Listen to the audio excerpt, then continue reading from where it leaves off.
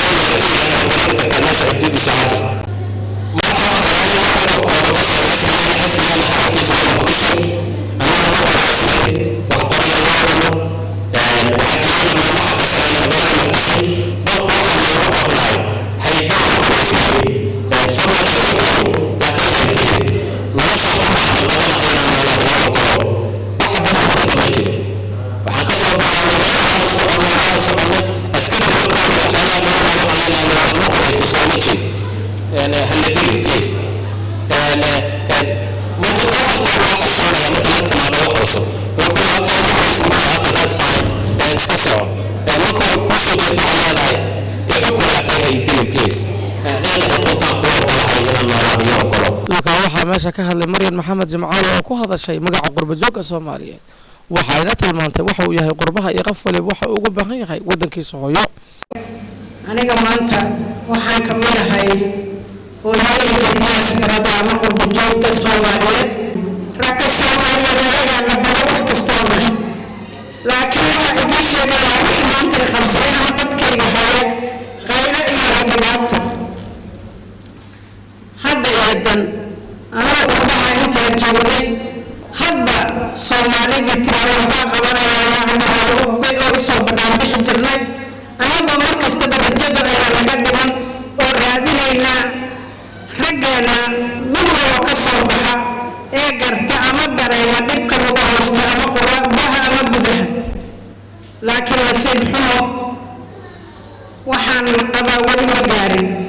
waxaan rajaynaynaa ama u mahadcelinaynaa sidii xaajiga iga horeeyay xisbiga aan hubaysnayn hubkuna wax la dhimay, hubkuna waxa ku dhamaanay, hubkuna wax la daawacay in ilaahay uu nooga dhigo sida uu magaca u qaatay mid u hirgala ayaan ilaahay uga baryaynaa ugu ducaynaynaa.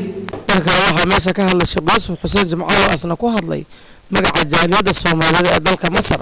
3 bilood gudahood wuxuu sheegay inuu sajilay 1070 ay ka yihiin xubno oo acbaa ka ah xisbiga Soomaalida cusub.